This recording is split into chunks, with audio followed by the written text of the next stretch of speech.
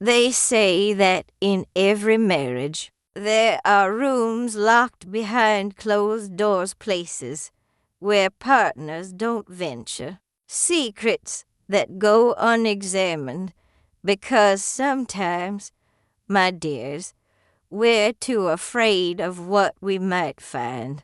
But what happens when those locked doors begin to open on their own? What happens when you realize that the person sleeping beside you every night has built an entire life that has absolutely nothing to do with you? A life so carefully constructed, so deliberately hidden, that you begin to wonder if you ever knew him at all. I used to think that love was enough, that if you loved someone deeply enough, truly enough, you could see through their walls, understand their soul, know their heart completely. I was naive, my dears, dangerously naive, because love, as it turns out, is not a key. Love doesn't open doors. Sometimes love is precisely what blinds you to what's happening on the other side of them. The whispers started so subtly that I almost didn't notice them.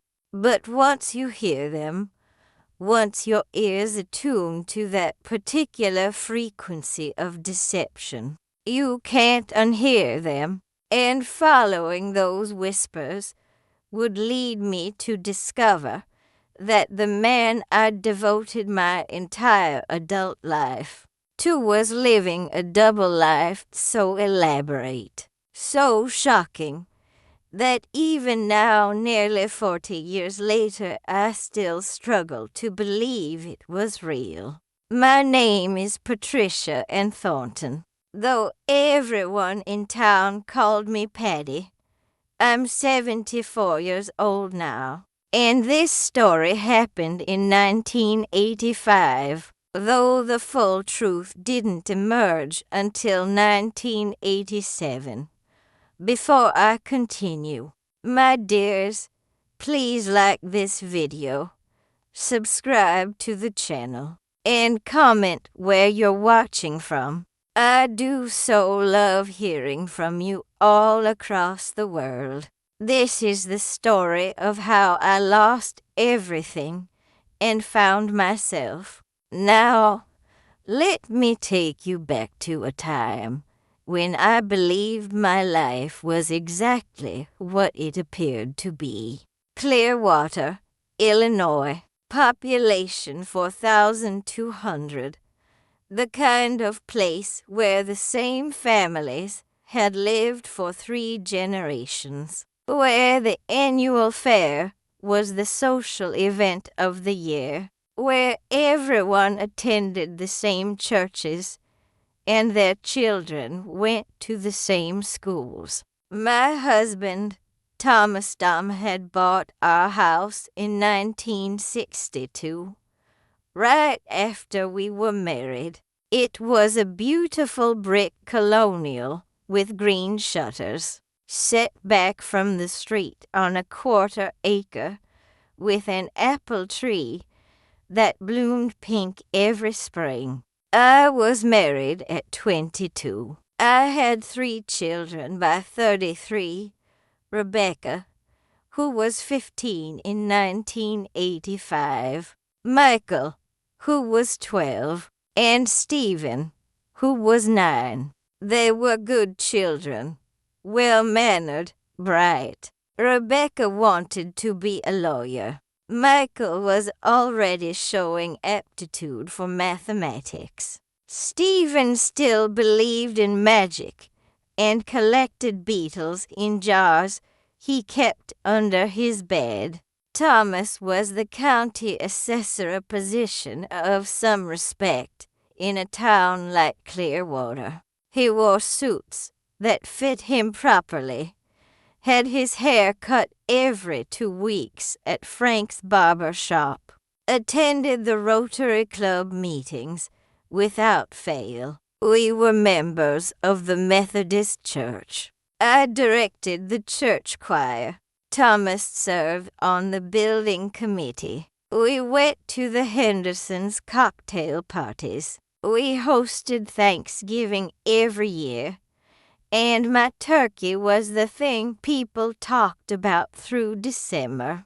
To look at us, you would have seen exactly what the American dream looked like in 1985.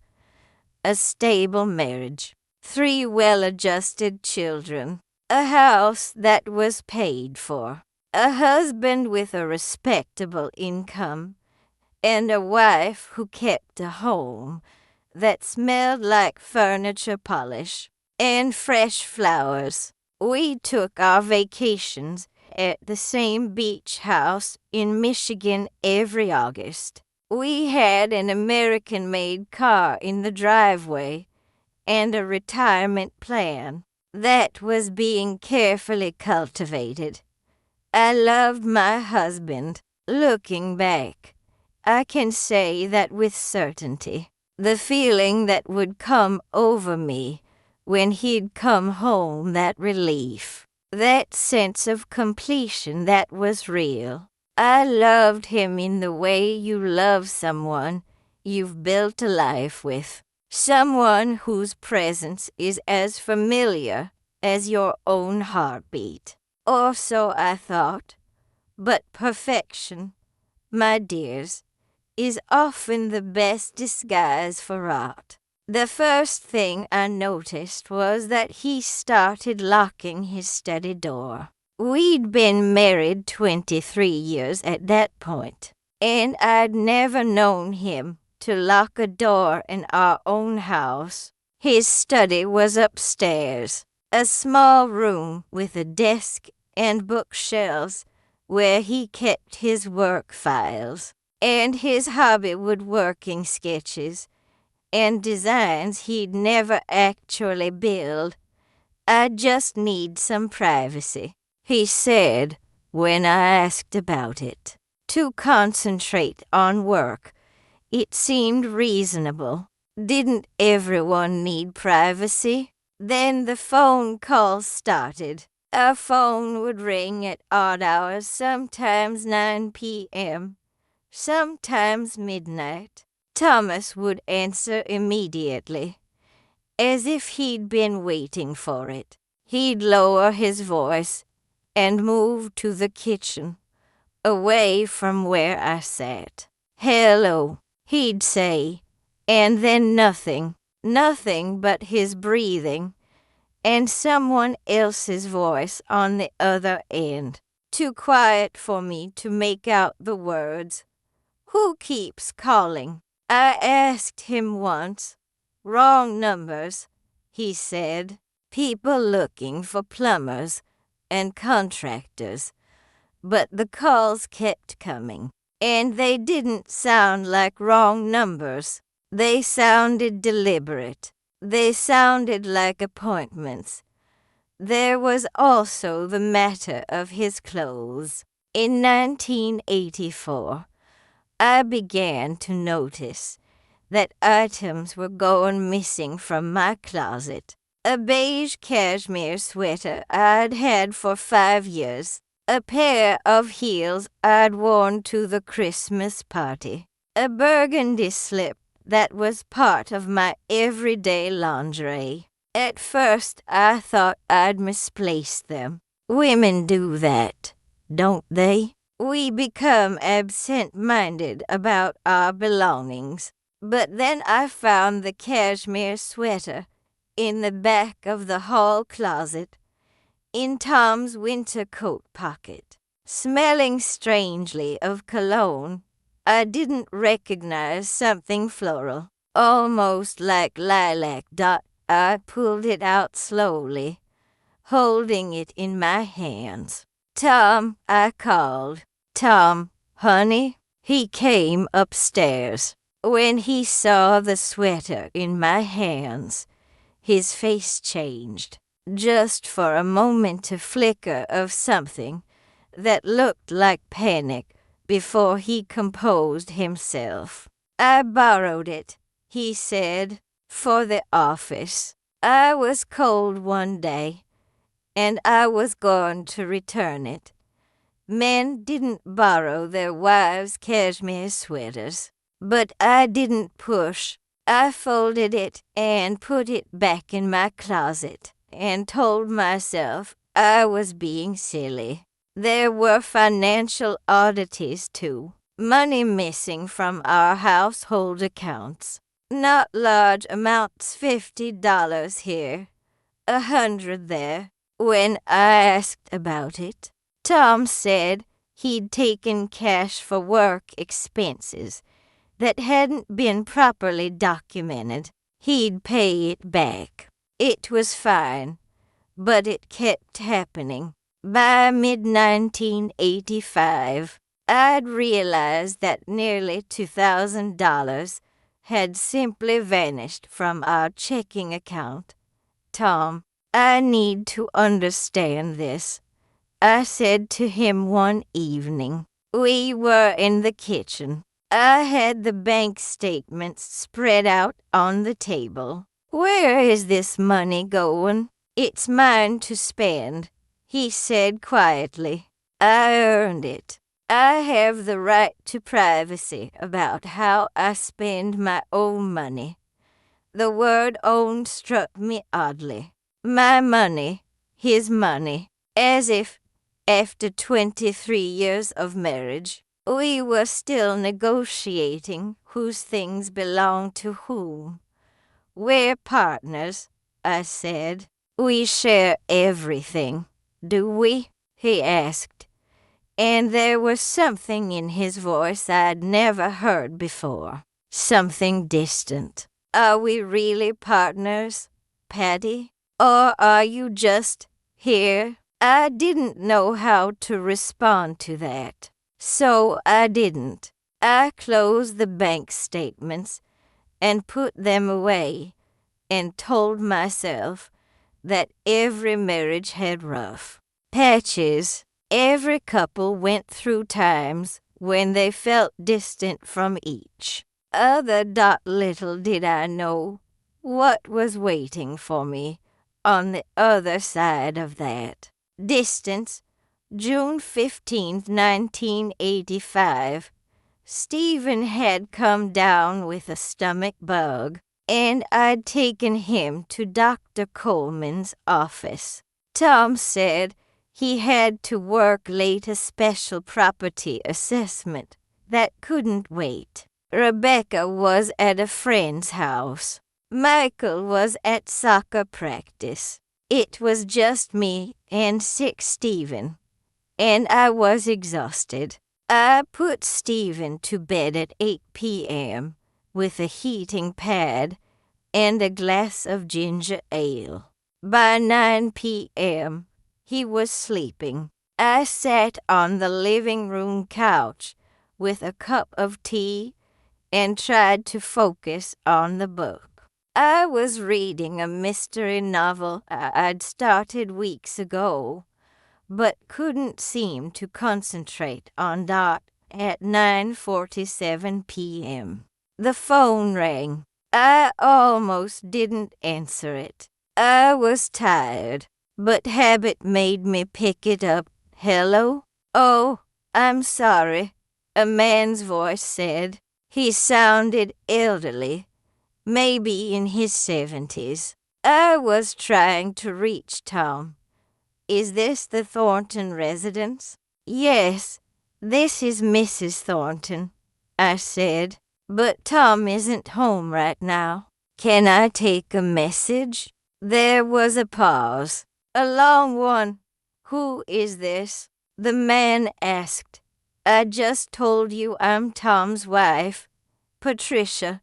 "Oh," the man said, and there was genuine confusion in his voice. "Oh, I see. I didn't realize Tom was married." My hand went cold. "Excuse me. I'm sorry. I think I have the wrong number," the man said quickly, and he hung up. I sat there holding the phone, my heart pounding so hard I thought I might be sick. I didn't think. I simply acted. I went upstairs to Tom's study, tried the door-locked hand, went to find the key. He kept it in a drawer in our bedroom, hidden under a stack of receipts. The door opened quietly. The study looked exactly as I remembered it. Neat desk, filing cabinets, bookshelves. I opened the filing cabinets. Property assessments, house documents, tax returns. All very normal, all very organized. But there was one file folder, hidden behind the others, labeled private, in our own home. I pulled it out with shaking hands and opened it.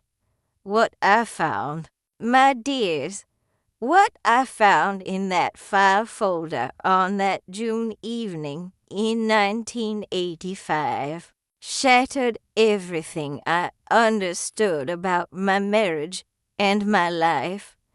There were documents, lots of them, bank statements for an account I'd never known existed, in Tom's name only. The balance was nearly $70,000. There were letters, handwritten letters, from someone named Gerald. Gerald talking about our time together. Gerald saying how much he loved Tom. Gerald begging Tom not to throw away what they had built. There were photographs, Polaroids, the kind people kept private and hidden. Tom, my Tom in women's clothing, elaborate wigs, makeup, in one photo. He was wearing a dress that looked exactly like the beige cashmere sweater incident. He'd taken my beige cashmere sweater and wore it to somewhere he'd been photographed. There was an address in Indianapolis nearly 90 minutes away, a phone number, a date book with initials and times written carefully in Tom's precise handwriting. G 2 p.m. Friday, G 8 p.m. Thursday. I found receipts from a salon called Transformations that specialized in makeovers and private styling. Receipts from a women's clothing boutique for dresses, shoes, accessories, hundreds of dollars worth of purchases that I'd never seen him wear, pieces that certainly weren't in our closet. But the most shocking item in that folder was a letter. Not from Gerald, from someone named Catherine. The letter was dated May 1985 and read, "Dearest Tom, I cannot believe it has been 5 years since we first met at the support group. 5 years of secret meetings, of you living this double life. I understand now why you won't leave Patricia. You've told me about the children, about your position in town. I respect that. But I need you to know that I cannot continue this indefinitely. Either you commit to living your truth, or you end this with me. I love you, but I will not be your dirty secret anymore. Please tell me you'll make a decision." See, I read that letter 3 times, trying to understand it. Your truth, living your truth. Support group. 5 years. Tom had been living a double life for 5 years. I sat on the floor of his study, and I couldn't breathe. I couldn't process it. My husband wasn't having an affair. My husband was I didn't have words for what my husband was. A man who wore women's clothes. A man who had another identity in another city. A man who was apparently involved with at least 2 other people, a man named Gerald and a woman named Catherine. The phone rang downstairs. I heard it ringing and ringing, and I didn't move. Eventually, the answer machine picked up. I heard Tom's voice, my husband's voice, on the message. You've reached the Thornton residence. Please leave a message. Then another voice, Gerald's voice. I realized it had to be. Tom, it's me. I'm so sorry about earlier. I didn't know you'd given me the wrong number. I thought maybe you'd finally told her. And this was your real number. I shouldn't have called, but I miss you. Call me when you can. I love you. I was still sitting on the floor of the study when Tom came home at 11 p.m. He found me there in the darkness of his study, surrounded by the papers of his secret life, holding a photograph of him in a wig and a red dress. Patricia, he said, and his voice sounded hollow. Oh God, I couldn't speak. I couldn't even look at him. I just held up the photograph. I can explain, he said. Who is Gerald? I whispered. Tom sat down heavily on the desk chair. For a long moment, he didn't say anything. When he finally spoke, his voice was so quiet I could barely hear it. Gerald is. He's my partner. Has been for 5 years. We met at a support group in Indianapolis for people who are transitioning.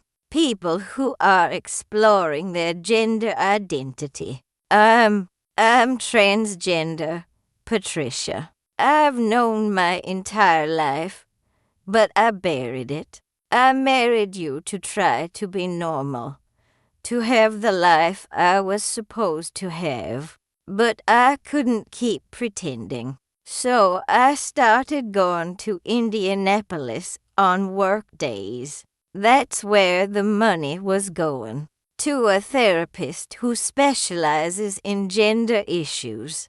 To clothes. To trying to be myself, even if it had to be in secret. The words didn't make sense. They were English words, but strung together in a way that my mind couldn't quite process. And Catherine, I asked. Catherine is my therapist, he said. The letter you read, she was encouraging me to be honest, to come out, to stop living this double life. How long?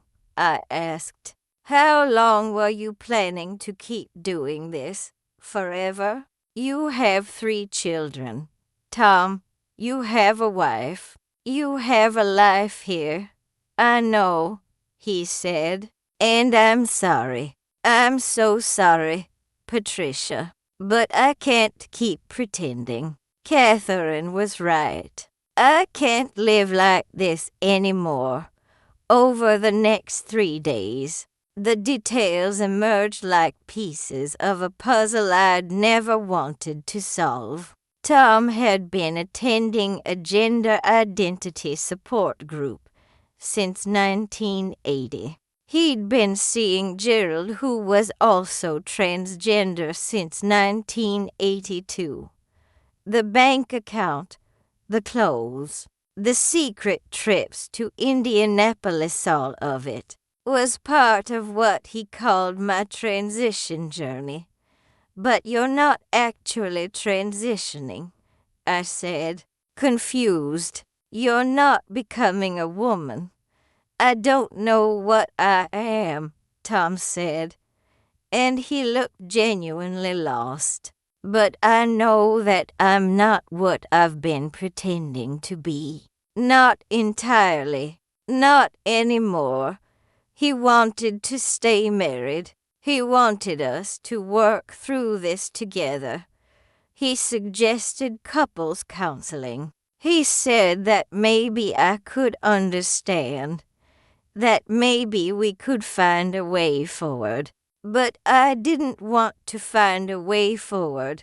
I wanted my life back. The life where my husband was my husband, where I could introduce him to people and know who he was, where I didn't have to wonder what he was doing on the days he said he was working. I told him to leave. He moved into the Holiday Inn on Route 9. The scandal, when it broke, was absolute. Because, of course, it became public. Tom was the county assessor. Tom was a respected member of the community. Tom had been leading a double life. It took all of 5 days for the newspapers to get hold of the story. The headline in the Clearwater Gazette was "Local Officials' Secret Life Revealed." They didn't print the details. This was 1985, and even the local press had some boundaries, but they didn't have to. Everyone knew. Everyone understood. My husband was queer, perverted, sick, depending on which conversation you were part of. The community's reaction was swift and merciless. Tom was forced to resign from his position. The bank where he did consulting work quietly terminated his contract. But worse, far worse, was what happened to us. I lost my job at the elementary school where I'd taught music for 12 years. We've decided to go in a different direction, Principal Morrison said, not meeting my eyes. I had a spotless record. My students loved me, but I was Tom's wife, and that was enough. Rebecca came home from school in tears. Her friends had stopped talking to her. One girl had asked, in front of everyone at lunch, "Is your dad a fag?" Michael stopped going to soccer practice. He said he didn't want to talk to anyone. Stephen, who was only 9, started having nightmares. The church ladies, the ones I'd baked with, prayed with, organized charity drives with cross the street when they saw me coming. Mrs. Hendricks, who'd been my closest friend for 15 years, returned the casserole dish I'd lent her by leaving it on my porch in the middle of the night, with a note that said, "I cannot associate with your family anymore." Within 3 months, our marriage was over. Tom moved to Indianapolis permanently. He said he needed to live authentically. I filed for divorce. The financial ruin was staggering. Tom's legal fees came to nearly $30,000. The money from the secret account, the court ruled, was marital property. But after legal costs, there was almost nothing left. Our house went on the market. We had to sell it to cover debts. I received the house in the divorce settlement, but I couldn't afford the mortgage on a music teacher's salary, a salary I no longer had got by 1986. I was 46 years old, divorced, unemployed, and completely alone except for 3 children who were all traumatized and angry. The house sold in December 1985. We moved into a small duplex apartment on the east side of Clearwater, the part of town where people didn't have much money, where nobody asked questions about your past. The rent was $420 a month. I had no income, but I had hands, and I had desperation.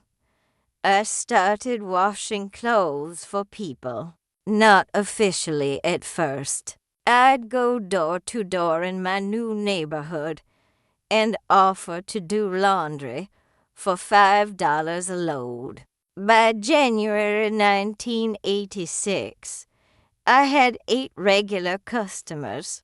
By February, I had 15. I'd pick up laundry baskets every Monday morning, and my small apartment would fill with the smell of other people's lives' dirt, and sweat and perfume, and food stains. My hands became raw. The water was hot, and I was doing load after load every day. The skin between my fingers cracked and bled. The joints of my knuckles swelled. One of my customers, Mrs. Chen, who lived 3 streets over, noticed one day when she came to collect her clothes. "Your hands," she said, alarmed. "What happened to your hands?" "Work," I said simply. She brought me some cream the next week, a special lotion from a Chinese herbalist that smelled like menthol and ginger. It helped, but not much.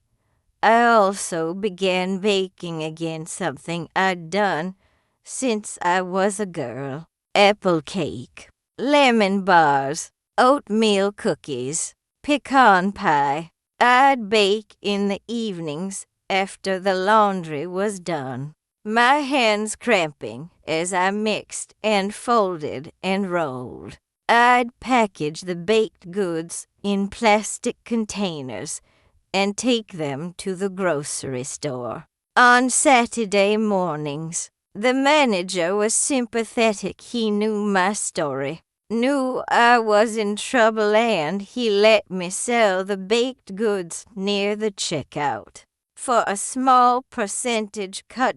$20 might not sound like much, but $20 bought groceries for the week. $20 kept the lights on. I also started tutoring. Word got around that I was a music teacher, and parents wanted piano lessons for their children. I charged $8 an hour, which was less than I should have charged, but I needed the income more than I needed to be fair to myself. I'd teach children in my apartment, 3 kids a week after school. They'd sit at my small electric keyboard. I'd sold my real piano to pay for the deposit on the duplex, and I'd teach them scales and simple pieces. Rebecca, who was 16 by then, wanted to help. I didn't want her to have to work, but she was angry, so angry, and having her work seemed to help. She got a job at the Dairy Queen, came home with her hair smelling like grease and her feet aching. But she gave me her paycheck, and we didn't talk about it. Michael became withdrawn. He'd spend hours in his room, his door closed. I bought him books about math and science, things he was passionate about, and he'd disappear into them. He was protecting himself the only way he knew how. Stephen needed the most from me, and I had the least to give. He was traumatized by the sudden upheaval of his life. He missed his father, or at least the version of his father he'd believed existed. I'd sit on his bed at night and try to explain something I didn't understand myself. "Why did Daddy leave?" he asked over and over. "Daddy needed to find himself," I'd say, and it sounded hollow even as the words left my mouth. By 1987, 2 years into this nightmare, I was completely exhausted. I was working 7 days a week. My hands were permanently damaged. I still have the scars from the cracking, the arthritis that never went away. My hair had gone completely gray. I was thin, not the good kind of thin, but the gaunt kind, the kind that comes from stress and insufficient nutrition. But something was happening too. The baking business was growing. I'd begun supplying cookies and pies to a small cafe downtown that had just opened. The owner, a woman named Susan, who was about my age, bought everything I brought her. By late 1987, I was baking 40 dozen cookies a week and 10 pies at $1 per cookie and $15 per pie. I was making nearly $80 a week from baking alone. It wasn't much, but it was something. It was proof that I could create something, that I was worth something beyond being a wife to a man with secrets. The moment came in March 1988 at the Clearwater Library. I was there with Stephen, helping him pick out books for a school project. We were in the children's section, and I was looking at books about nature. Stephen still loved collecting beetles, and I wanted to nurture that interest, one of the few things that brought him joy. A woman approached us, elderly, maybe in her 80s, with white hair set in precise waves and reading glasses on a chain around her neck. "Patricia?" she said. "Patricia Thornton." I turned. It took me a moment to place her. Mrs. Eleanor Graham. She'd been in my high school graduating class, about 5 years older than me. I hadn't seen her in decades. "Mrs. Graham," I said, trying to smile. "How nice to see you. I heard about Tom," she said without preamble. "I'm so sorry." There was genuine sympathy in her voice. I wasn't used to that anymore. "Thank you," I said, and I felt my throat tighten. "You know," she continued, "I've been following your journey. I do volunteer work at the courthouse, and I see things. I see how people talk about you. I want you to know."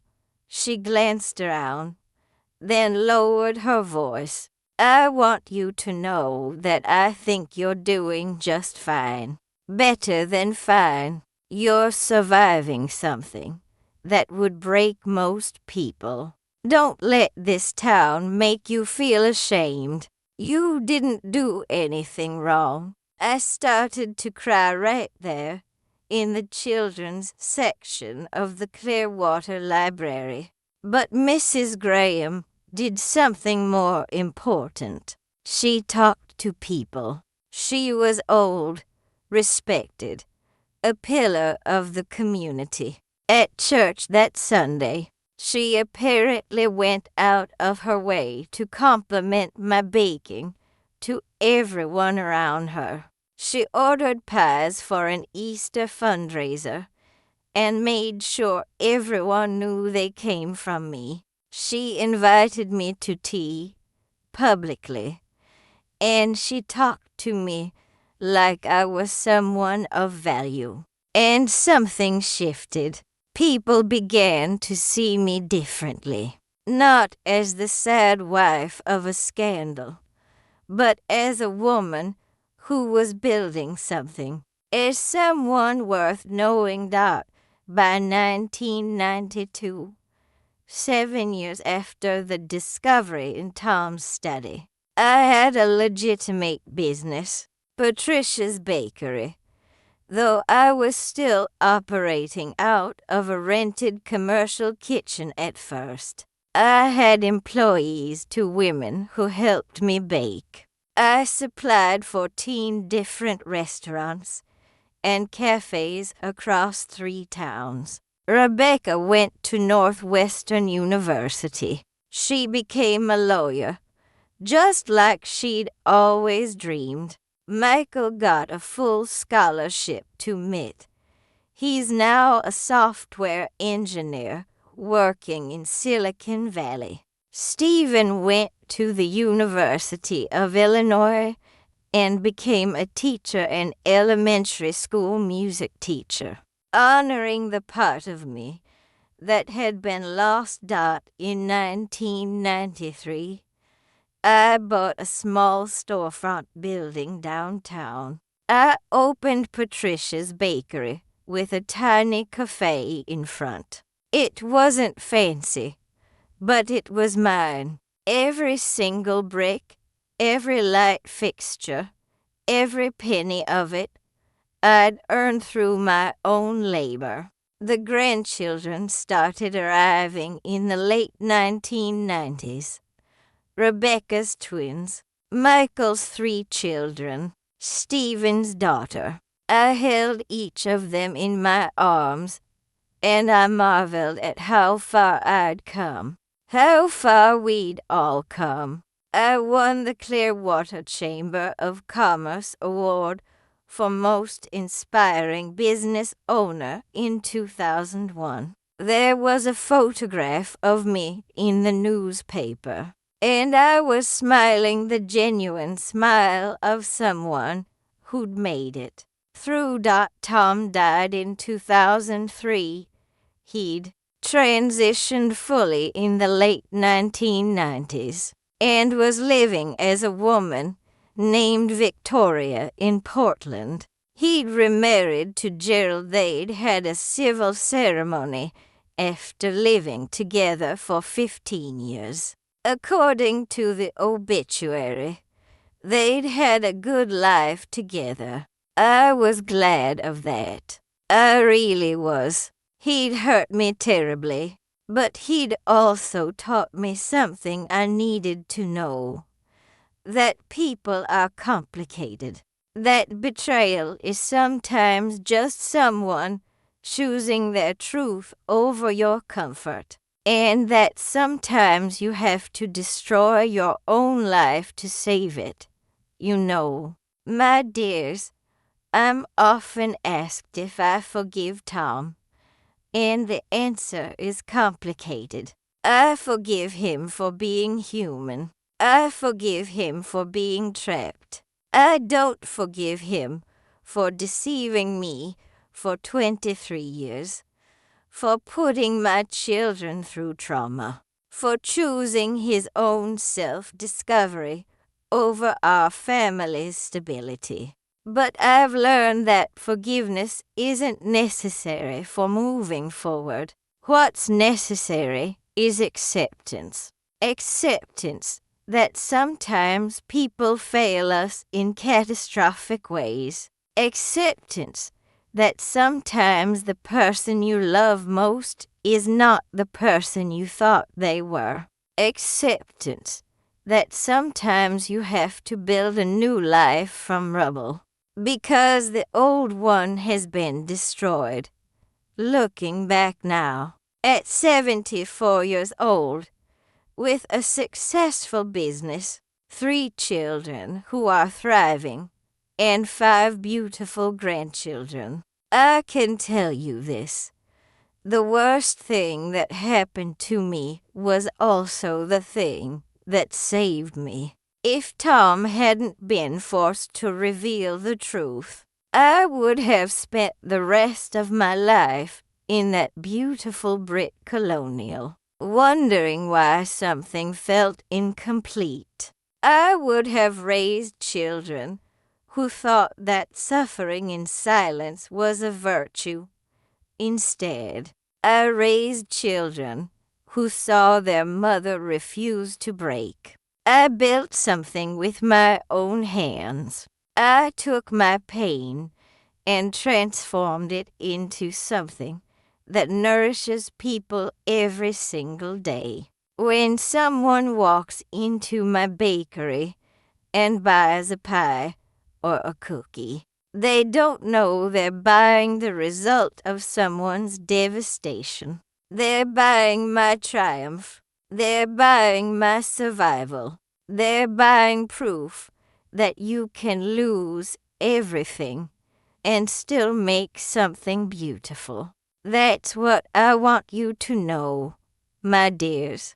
Whatever secret is hiding in your walls, whatever truth is waiting to break your heart, you are strong enough to survive it. You are capable of building something magnificent from the ashes. And the strength you need is already inside you. You just have to discover it.